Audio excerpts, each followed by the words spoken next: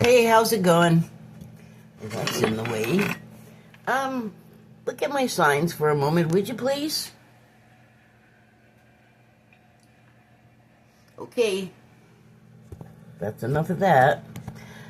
Okay, I got another one of my precarious setups here. Okay, there we go. So, I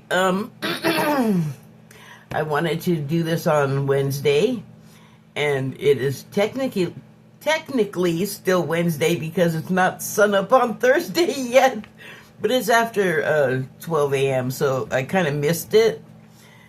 I had like a weird day yesterday. I was writing to someone online, or like talking to someone online, and I could not remember, like, what did I do yesterday? Anyway, I guess that's not important. I didn't feel like pulling, like, cards like I normally do. I have some that I ended up pulling, like, after the fact, and they're not, whatever, they're cards. But I'm not there yet. I wanted to talk about some things, I guess. The bullet points don't really all add up, so I don't know. I'm just gonna start. I was thinking about how, especially right now, if you're in the U.S., we're really not used to this kind of disruption and chaotic, violent disorder. I mean, we've certainly had periods where the violence has been really intense, but unless you're pretty older, it's not going to be familiar to you. And that, I think, when it's studied, by later generations, younger people, the further away it gets from the incident, the more blurry it is. I think the less real. Like, I remember learning about stuff like the Civil War. I mean, it really isn't that far off that happened, depending on how you measure time, but I think the older you get, the broader your perspective on that gets. So, right now, it's not a time, I don't feel like, to ignore what's happening. I mean, it's really hard to ignore because even if you don't keep up with the news and are, like, aware of the war thing that's happening to Iran, everybody, I don't know, man, I don't even want to dive into all of those politics, especially from the Middle East, because they want to take that stuff so far back.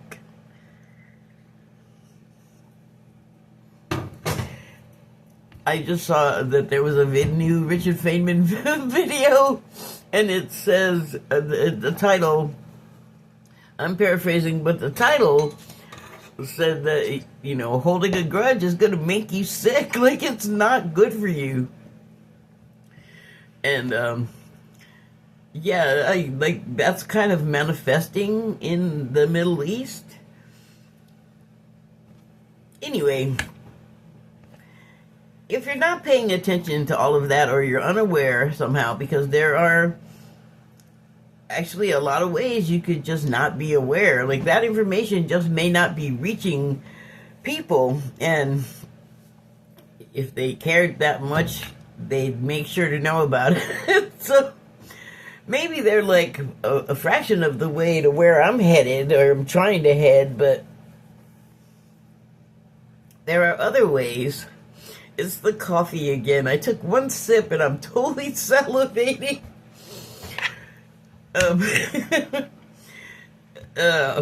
Come on, brain. Work with me. The other ways that it's noticeable, if you somehow are, like, not aware of all of this other stuff, lucky person, you will see it in gas prices, and that is going to immediately connect to food prices, because the food that's in the place where you go buy the food that you have to drive to, the food has to get driven there too, or flown. So one of the offshoots of this Middle East blister is that oil availability has been curtailed severely because of the United States. Yay! Like, it's textured. If you want to know, I mean, search bar that shit. I don't really want to. There doesn't need to be another channel talking about all of that, in my opinion. But I just saw that the Philippines, which is, I forget, my brain is just going colony. I mean, I guess it's technically or totally a colony. I'll have to look that up, but it's still associated with the United States. It's its own place. It's, territory. It's, yeah, a territory, I guess. And so, of ours, the United States, or ours, of the United States. I don't have anything to do with any of that. I saw on the news, I guess it would be 2 days ago now, that they had 45 days left of fuel. And so yesterday morning, here's something I did yesterday. I was watching a best ever food review episode, and they were in the Philippines. And having seen that message about they're running out of fuel, dog, they're like, I got to this video that I'm watching for pleasure, and I can't help but notice, remembering about this fuel dwindling away, how many people are on scooters and cars and motorized everything, the cooking fuel, like gasoline to propane. If it's not getting to them, it's not going to get refined and into their tanks. And it's, thankfully, there are alternative ways to have energy. Some of them are costly. Some of them are super old-fashioned, and here they've been suppressed. I don't know that they've been suppressed in the Philippines. Suppressed why? Okay, so yeah, I guess I was watching a lot of phone yesterday, but then I started watching a channel, and the thumbnail was talking about how the Amish don't have a fuel bill ever.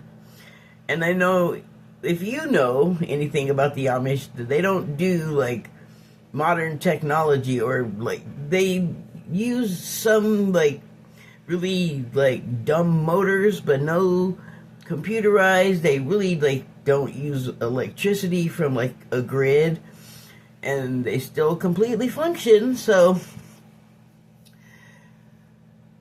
one of the ways they make their fuel, because they do have fuel for their like farm equipment, and they use moringa trees, which is interesting because the moringa leaf, from watching best food review show ever, that moringa leaf is in a lot of Asian cooking, like I don't know, the Far East, I guess. And so I don't know, that just kind of dinged in my head a little bit, like, oh, that's something you can do, like kudzu, like it was a pest. And I was like, totally sidetracking here, thinking of like, well, it's got to have other uses, like maybe they can make rope or fabric out of it. It turns out at almost every stage of growth, kudzu can be eaten, and it's nutritious, and is eaten in China. Like, so going back to the Philippines and alternate methods, and the Amish, what the Amish did was the moringa tree grows seeds, and they cold press the seeds and just straight out of the press put it in their machines, and it works great. And there are other vegetable fuels other than ethanol, which for some reason I seem to remember doesn't do so well on engines, but I wonder if that's not because it's additive heavy. Because, this country loves to put all kinds of crap in crap. It's terrible to make it really hard to find food that's not petroleum product, and you have to make just about everything, which, what a pain. Sorry, let me get back on track here. So, point is like, really, like, obnoxious stuff can be happening in the world, and a critical emergency like absolute loss of fuel could happen. But I wonder, because I think the Philippines is the type of temperate zone. Again, that's, Asia adjacent, or it just is a part of Asia. I haven't studied geography in a long time. It's Asia-ish. But I bet the trees grow there, and so they were saying that it grows in, like, bad soil and doesn't need a whole lot of water. The soil is probably pretty good there, and the storms provide plenty of water, I'm sure, for plant growth. But it'll, like, give you seeds, like, within a year of planting it. And the seeds are what you need to produce that oil. And it talked about pretty small number of seeds that you would need to provide like a liter of fluid. And so you would have to, depending on your needs, have to have more trees. But it, I guess, grows really easily. And gosh, what a small investment. The tree and a press, a cold press, so you could extract the oil. Why aren't we all doing that wherever we can, And then, I don't know, can the oil be imported? Can you, like, move it around? Does it, like, degrade or go rancid? I don't know. But the channel that was talking about this was saying that you can press almost every vegetable and get an oil out of it that you could use for fuel. And I was like, okay, so why aren't we doing that? It's like suppressed and discouraged or outright banned, made illegal in some cases, because here's the game underlying everything, even the war stuff that I was talking about. The rich people got to do something with themselves, and apparently they're really mean and cruel, and all they want to do or think is fun is make money. And everybody else, the poors or whatever, or the not as riches, I don't know, whoever they can suck into their grinder, they just want to use you like game tokens to play stupid games like, well, it's no fun if everything's just free and available. Let's make it interesting and make a deal where everything is transactional, and that's like gotten to a ridiculous degree now. And it's another stage of fascism. Hooray! Why aren't we seeing this? It's the information to become aware of this fascism stuff and the way it happens is right there. But people in really poor countries have a phone. They could access, depending on where they are, the same stuff I can, There's all kinds of information out there. There's very, very smart people in all kinds of other countries to reference information from. All you gotta do is search bar that shit. Sorry. Getting all upset. I don't know why. Okay, so here's what I was trying to lead up to in a very roundabout fashion. Is how the hell, and this is what I used to think, and until like yesterday. I didn't really have a grip on how this was even possible. But how are there people that can just be all calm in the world? Well, all kinds of, like, to most appearances, chaos and disorder is happening. How can you A, ignore it, and B, be okay, and C, be okay knowing that you know this is happening, and you're just like, I'm just gonna do this over here. And I was like, how do you do that? How do you separate? How do you do that? And so finally, it's been gradual, I think, as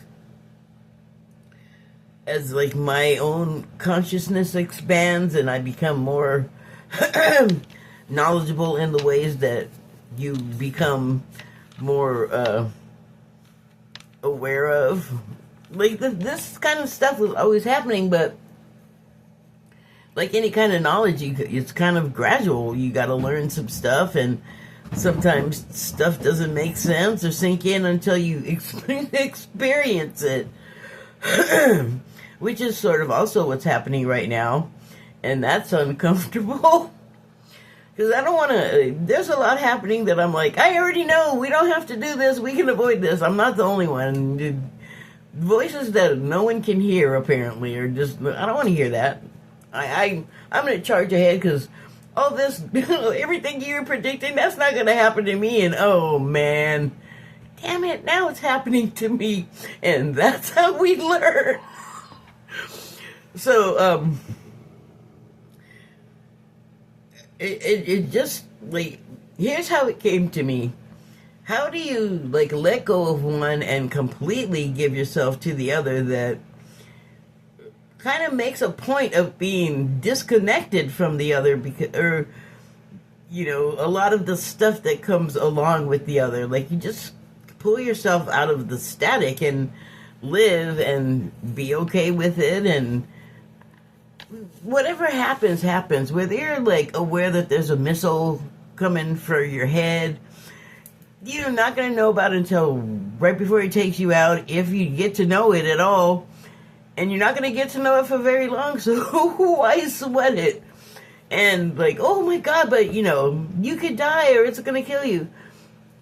From the moment we're born, that process is underway. Like, we're already dying. You could say our whole lives are spent dying. We're on an inexorable course to death, every one of us. So what's the big deal? Yeah, things can be scary and you don't want pain and all that. I get it. I don't want to be scared or hurt either. But shit happens. That's life. So it occurred to me, like, this is literally like how the thought appeared in my head. What if you, like Starbucks people, stopped going, and then it just dribbled away to no customers, and then all of a sudden Starbucks is so hurt that you're not really seeing any anymore, or maybe there's one or two somewhere, or the original store is still there. Like, that's how it happens, though. You stop paying attention to it, giving it money, and doing all of the things that you like, feeding the beast that just wants to steal your attention and tell you wrong stuff. When, if you're removed from all of that, what becomes a lot more clear is your ability to comprehend, and, you know, like, to think and understand and reflect, and then have a clear reflection back of what you're, you know, focusing your thoughts on. And I guess that's sort of like going off the grid, like literally and figuratively, because, you know, maybe you don't have to, like, move to the middle of nowhere to be off the grid. Maybe you could just be where you are and be prepared for when the grid goes off. And then you could still just be in the comfort of your own home. But you're ready for that. And so, it occurs to me right now that with no grid and no power, or limited power, you might not want to waste it on interneting, like spending the whole day sitting around watching stuff. You might have, it might just become more important how you spend your time and waste it, I guess. But when your focus changes, I guess is what I'm saying, then you just stop giving patronage to whatever it is. And then if you set a trend or something like that, or other people see you doing it and think, man, that looks good, I don't want to keep participating in that, then also that takes the life out of that entity that is, I'm sorry I used that particular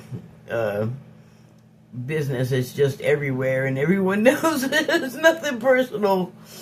I'm not wishing it ill, but I'm just saying it could disappear. Like Toys R Us disappeared, or other things that we had around and loved are just gone, never to be again. And so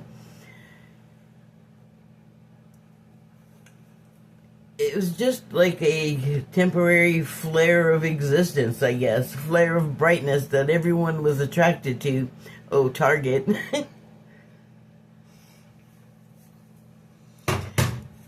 So, I'm just saying, I understand now how it can be done, how you can just extract yourself from it. And especially if you did not grow up like me, where basically the TV was the babysitter, and I've been fine with that. It's not like I didn't read a ton of books anyway. I don't read as much as I used to, but that has more to do with access than it does with, like, if the book is good enough, I can just put the phone down and just fine. I don't feel like I expressed what I wanted to say very well, but so I didn't pull cards normally as I normally do. I just, right before I started doing this, although I guess I had been thinking about these animal spirit. What is the deck? oh, there it is. The Wild Unknown Spirit Animal deck. I was thinking of the wolf. Maybe it was before I thought of the cards. I don't know, but wolf was all on my mind. So I pulled them out, and that was not the card that came out. The card that came out was elephant. That is, I think it's a fire sign. Well, there's fire on it. And by fire sign, I mean there's a symbol there at the top, the triangle, and the white triangle signifies fire. Fire sign, I guess. Element of fire. And then I went ahead and pulled the wolf card anyway. And that has the triangle at the top there doing something else. I think it's not that the triangle was white on the other one. It was that it was just a triangle. This triangle is facing the opposite direction and has a line going through it. So that is the, I believe, Earth element card. So let me read what the manual has to say about these cards. Before I started, I said, did I say it on here? I might have said it on here. I don't know if the cards have to do with what I was talking about. But since I don't think I articulated it very well, maybe that'll all get cleared up. Okay, where's the table of contents? Haven't used this in a long time. There we go.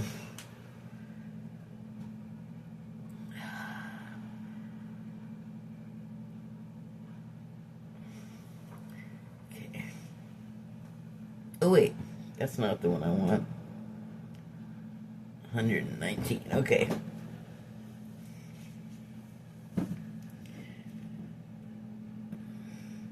I know I'm taking forever. I'm sorry.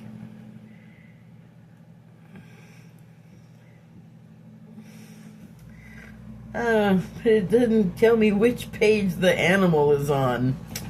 Oh boy. Okay, hold on. More searchings.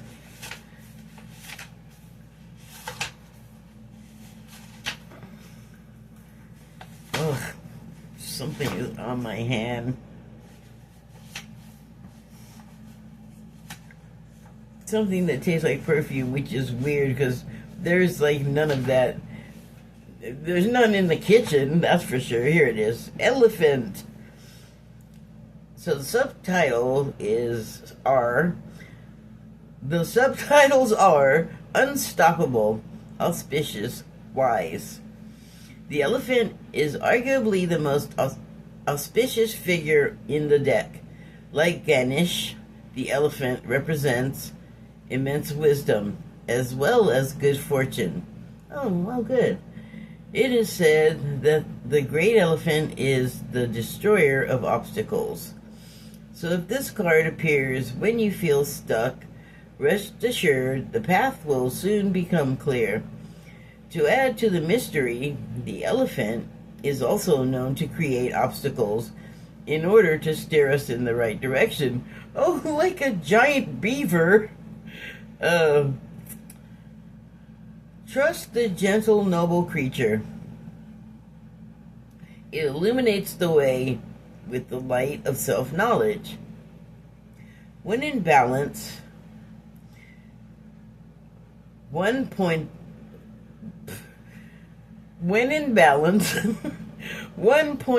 focus, generous, loving.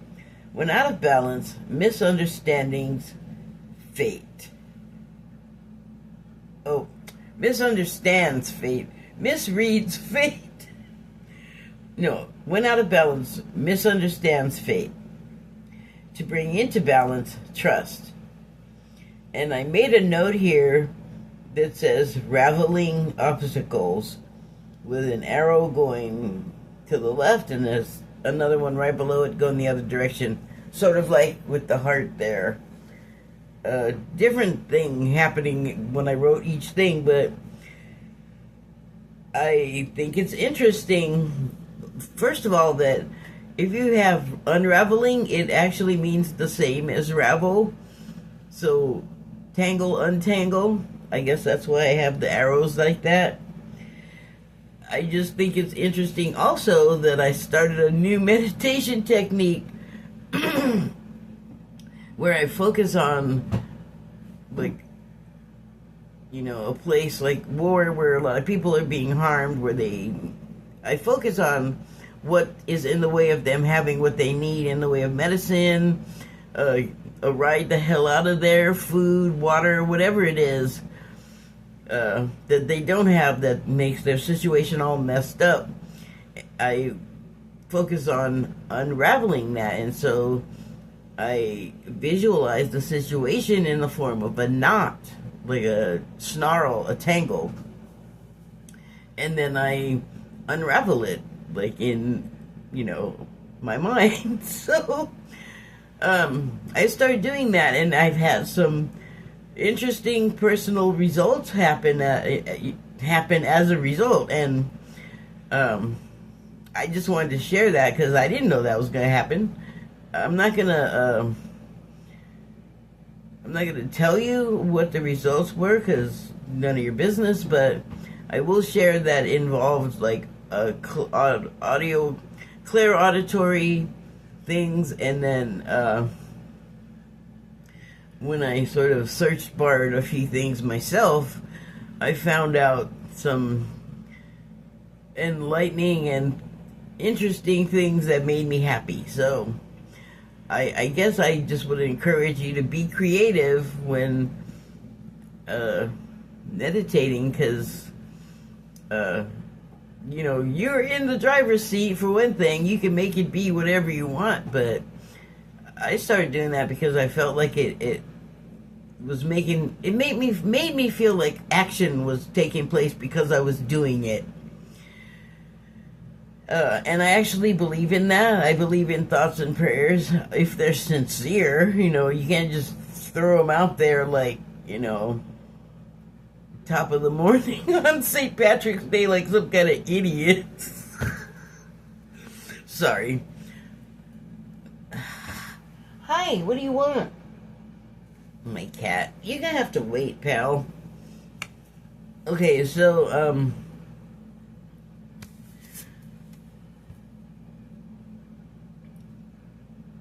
an elephant is used in low technology situations to move obstacles like a fallen tree out of a road, for example, if there's a storm, or to pull a wagon perhaps with people in it, or I mean,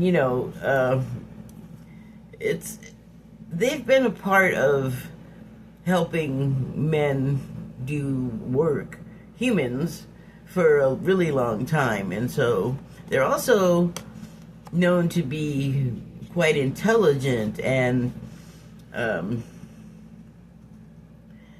there are lots of interactions where I've seen them receive help from people when their babies are stuck someplace that is like inaccessible to them because of their weight, like a baby stuck in a stream and they're just out of reach, too far out of reach for the elephant to use their trunk, and they don't have like fingers and thumbs, and a riverside is crumbly and you don't want to fall and crush the baby, so people saw this happening and came over and helped. And I think that is a reciprocal relationship that we see with our domestic house pets here in America, or maybe like horses,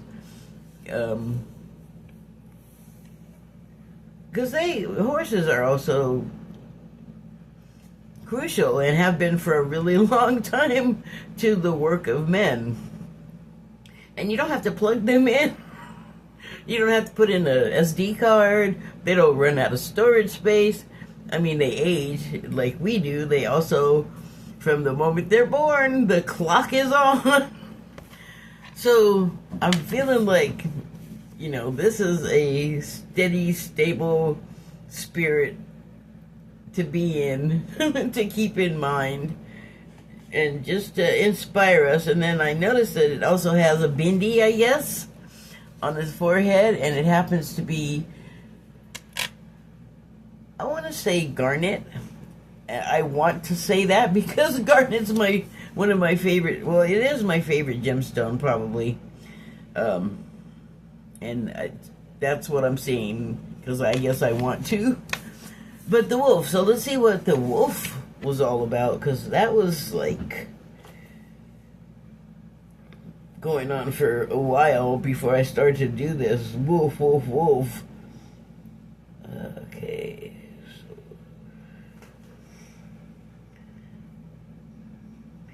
see, this won't take as long because we already did that long taking part before I started the elephant. So, oh my gosh, why are you being so stupid with me?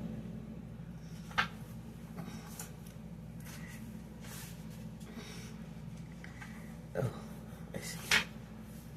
Oh, okay, well, again, the specific animal was not in the table of contents, so I have to look for it. These sections are not very big, though. And I'm going through the whole thing. Okay, here it is. So the subtitle is Guardian of Family and Tribe, Activism Ritual. The wolf's mission is to uphold the well-being and longevity of the pack.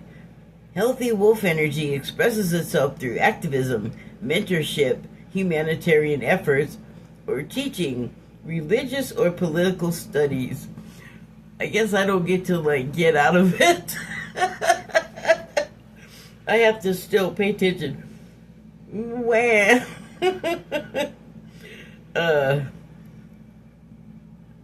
Humanitarian efforts or teaching, religious or political studies. The wolf gets into trouble when it assumes every member of the tribe must follow suit. That includes children walking in their parents' footsteps. Although it will surely be uncomfortable at first, practicing tolerance helps balance out agitated wolf energy. Contemplate the following: embrace all, exclude none. When in balance, reliable, democratic, fearless. When out of balance, judgmental,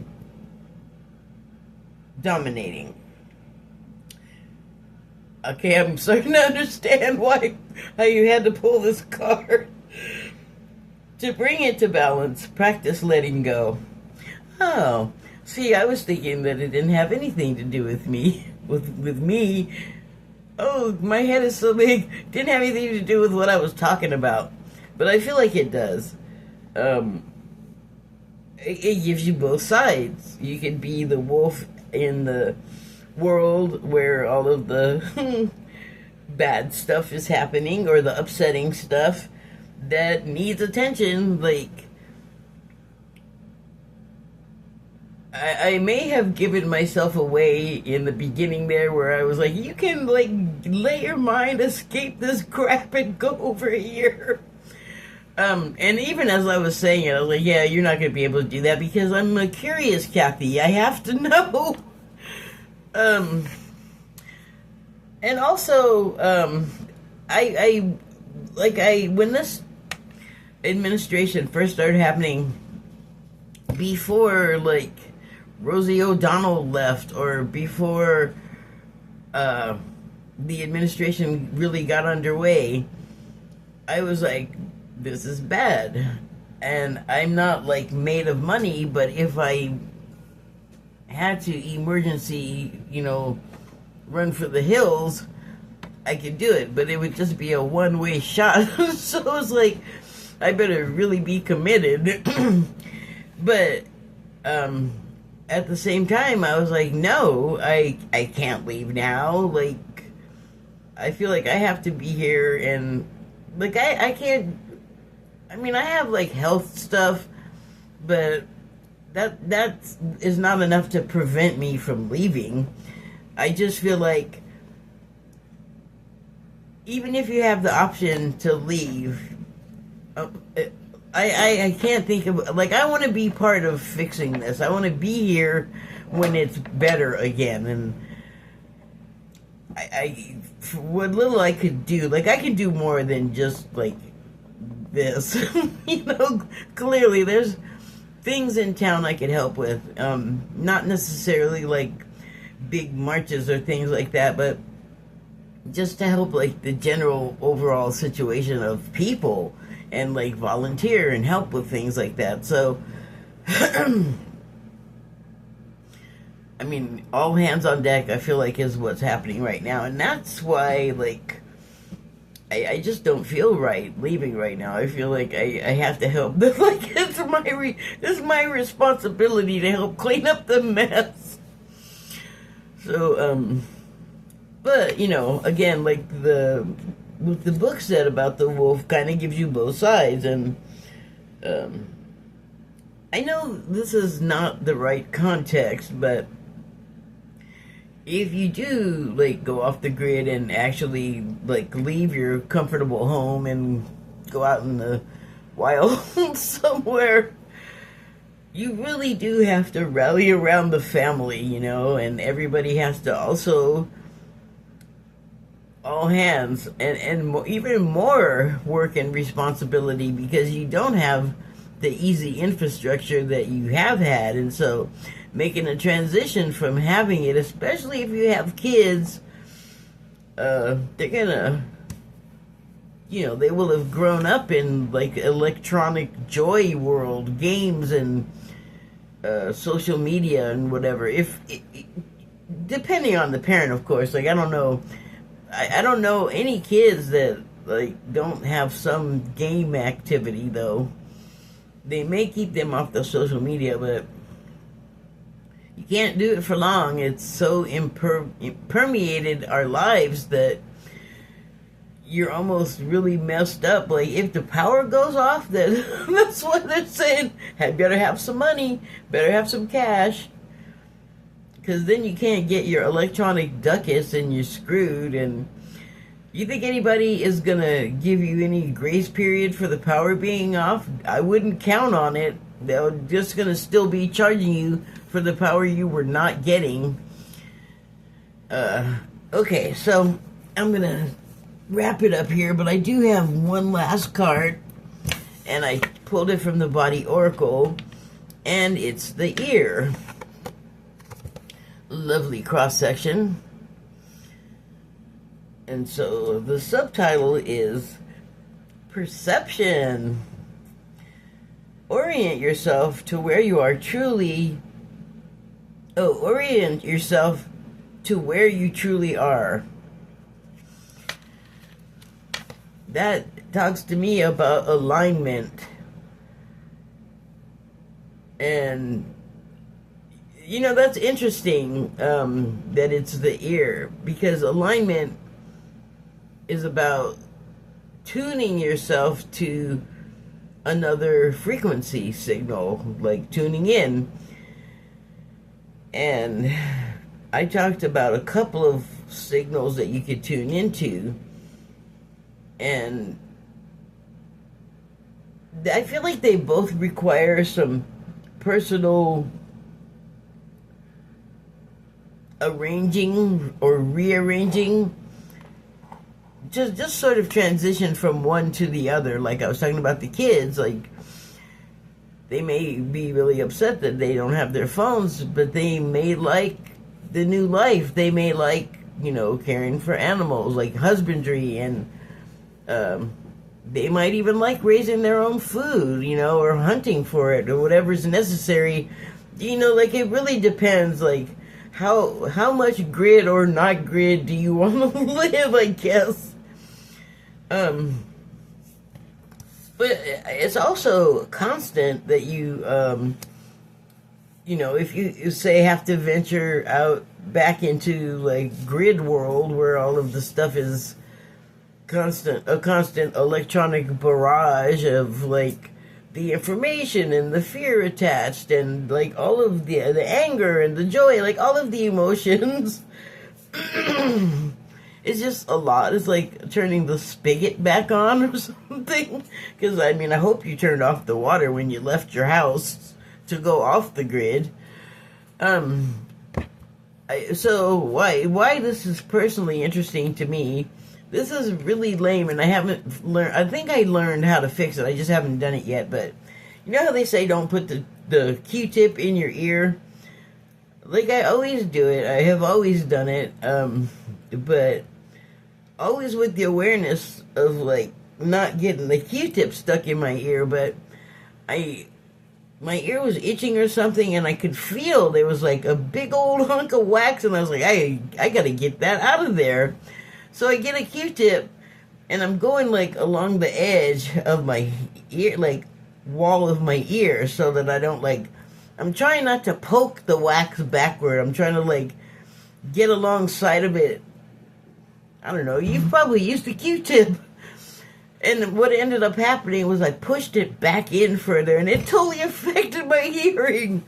And I noticed it, not when I did it, but I was frustrated because I knew I shoved that big thing back in there and probably just blocked the whole way. But it wasn't until, this was like last summer, right before fall, and it was like the last of the frogs. I remember that. So I was sitting there listening to birds and frogs. It was the evening time.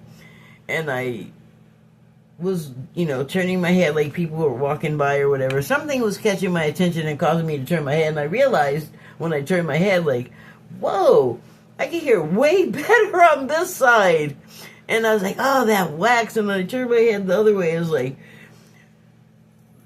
this, like, if I could hear, but my hand was over it. I was so mad. So that's been a while, right? And I just, like yesterday, finally saw a way to try and help clear it here at home. and I just haven't done it yet. I just need to get a dropper and go in the bathroom and take care of it. But oh, with peroxide, hydrogen peroxide, by the way, supposed to melt it or whatever. So I'm gonna try that. It's interesting that I haven't tried really hard, like, to not to have more than half hearing. I wonder why. I wonder why I did that. I mean, I don't know. I haven't even asked the doctor's office. They have to have some sort of thing that they do. And then I saw on that on a reality show a long time ago, Jessica Simpson went to like India and got her ears candled, which I've seen that online. I haven't looked it up. I still don't understand how that's supposed to help. That seems like you would just be adding wax. I don't know. Okay, so I guess I'm done. Hi, are you as confused as I am? Thank you, and good night. I don't know what the heck that just was, but thanks for watching. Where are you?